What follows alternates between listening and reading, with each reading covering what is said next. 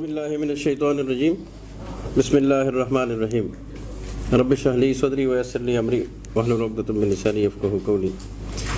جیسا کہ آپ سب دوستوں کو معلوم ہے کہ پچھلے دنوں پے در پہ دو بڑے خوفناک واقعات یہاں پہ رونما ہوئے۔ دونوں واقعات میں دیر کے رہائشی جو اپنی روزی روٹی کمانے کے لیے ٹیکسی چلاتے تھے، ان کو پنڈی اسلام آباد سے بک کروا کے یہاں پہ لایا گیا اور یہاں پہ اس کی گاڑی چھین لی گئی اور ان دونوں کو موت کے گھاٹ اتار دیا گیا۔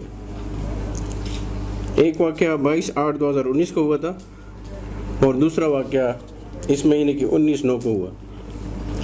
اس واقعے کا ہمارے inspector general of police doctor Naeem Khan صاحب نے بڑی سختی سے نوٹس لیا اور ہمارے RPO محمد علی خان گنڈا پور صاحب کو ہدایت کی کہ یہ دونوں cases at any cost trace out ہونے چاہیے۔ ہم نے اپنے RPO صاحب محمد علی خان گنڈا پور صاحب کی رہنمائی میں تفتیش کا آغاز کیا اور 3 مختلف ٹیمیں تشکیل دیں۔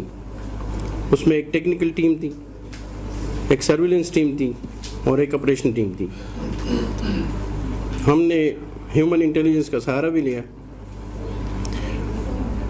اور ٹیکنیکل ٹیم کے ذریعے سے جن اہداف کو ہم نے شارٹ لسٹ کیا، اس کے بعد سرویلنس شروع کی اور آپریشنل ٹیم کے ذریعے سے پکڑ دکڑ شروع کی اور قلیل مدت میں 19/9 کو جو واقعہ ہوا تھا اس کی چند گھنٹوں کے بعد ہی ہم نے وہ گینگ ٹریس کر لیا۔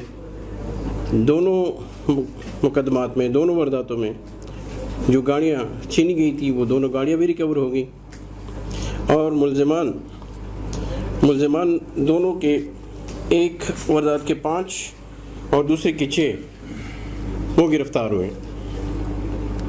ان کا طریقہ واردات میں بتاتا چلوں، یہ ایسا کرتے تھے کہ اپنے خاندان کے نوجوان لڑکیوں کو ساتھ رکھ کے ڈرائیور کو برگلاتے تھے اور راستے میں اس کو اغوا کر کے گن پوائنٹ پہ اس کو موت کو گھاٹ اتار کے گاڑی چھین لیتے تھے۔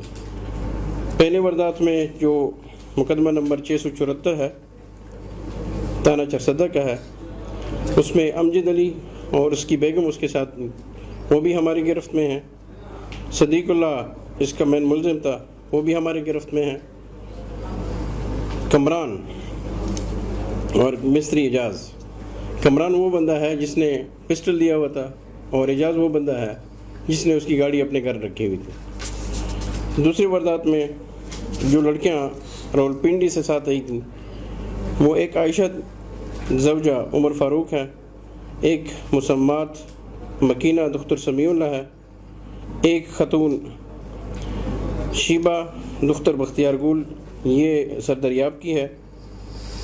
صدیق اللہ جو کہ گرفتار ہے یہ مین ملزم ہے، اس کا مستری اعجاز بھی اس میں ہے اور کمران بھی اس میں ہے، یہ سارے گرفتار ہوئے ہیں۔ مزید جو ملزمان تفتیش میں جس کے نام سامنے آئیں گے اور جس کا رول کلیئر ہوتا جائے گا، اس کے خلاف قابل گرفتاری ثبوت آئیں گے تو بھی جلد انشاءاللہ گرفتار ہو جائیں گے۔ بہت شکریہ۔ یہ جتنی بھی گرفتاریاں ہیں یہ ہماری یہاں پہ چرسدہ ضلع سے ہی ہوئی ہے۔ ہماری ٹیمیں پنڈی بھی گئی ہے، پشاور بھی گئی ہے، سخکوٹ بھی گئی ہے، لیکن یہ جتنی بھی گرفتاریاں ہیں یہ یہاں سے ہوئی ہے۔ لیکن یہ ایک بین الصوبائی گینگ اس کو کہہ سکتے ہیں۔